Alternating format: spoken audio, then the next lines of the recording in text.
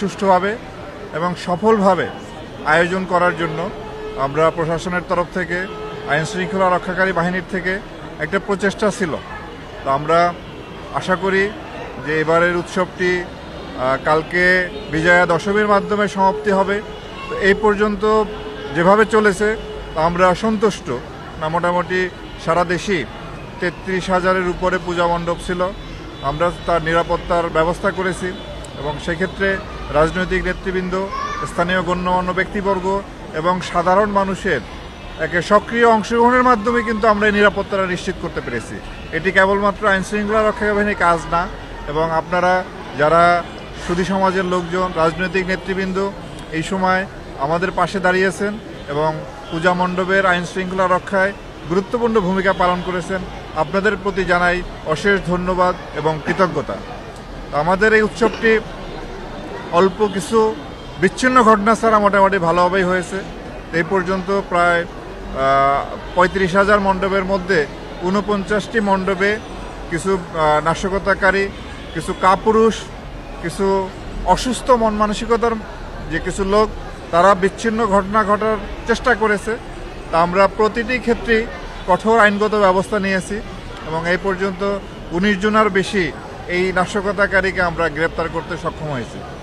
আমরা আশা করব যে আমাদের এই সম্প্রীতির বাংলাদেশ, এই বাংলাদেশটি কিন্তু সকল ধর্মের লোকের বাংলাদেশ, সকল গোত্রের বাংলাদেশ। এটি কোনো নির্দিষ্ট কোনো ধর্মের লোকের জন্য নয়। আমাদের এই 18 কোটি মানুষ সবার দেশ এটা আমাদের।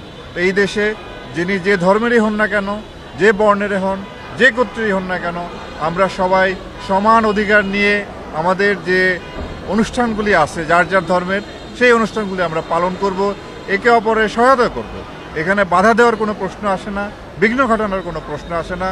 যারা বাধা দেয়, বিঘ্ন ঘটায়, তারা আইন ভঙ্গ করে আমরা এবং তাদের বিরুদ্ধে আইনগত ব্যবস্থা নেব। আশা করি এবারের মতো আগামীবারও এর চেয়েও ভালোভাবে এই উৎসবগুলি আমরা উদযাপন করতে সক্ষম হব। আগামীবার যাতে আরও ভালোভাবে করতে পারি সেই প্রচেষ্টা আমাদের এখন থেকেই থাকবে।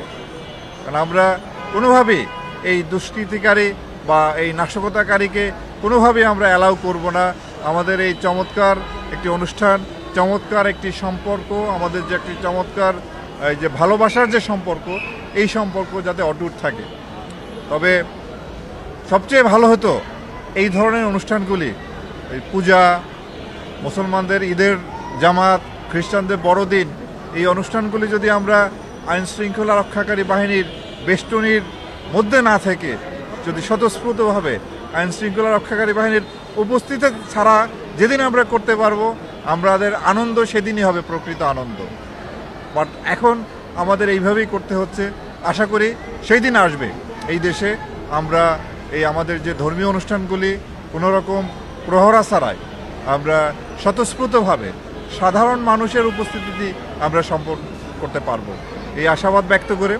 এবং আবারও আমি এই মণ্ডপে যারা পূজা উদযাপন কমিটির সম্মানিত সভাপতি সেক্রেটারি আছেন, তাদের প্রতি অশেষ কৃতজ্ঞতা যে আমাদেরকে যেভাবে আপনারা আপ্যায়ন করেছেন, যেভাবে গ্রহণ করে নিয়েছেন। আমরা চাই যে এই বাকি দিনটিও কালকে বিজয়া দশমীর মাধ্যমে সমাপ্তি হবে, সেই পর্যন্ত যাতে আমরা সতর্ক থাকি সবাই মিলে, এবং এই অনুষ্ঠানের সমাপ্তিও যেন চমৎকারভাবে হয়, এই পূজা উদযাপনের এই সমাপ্তিটা যেন চমৎকারভাবে হয় সেই আশাবাদ ব্যক্ত করি।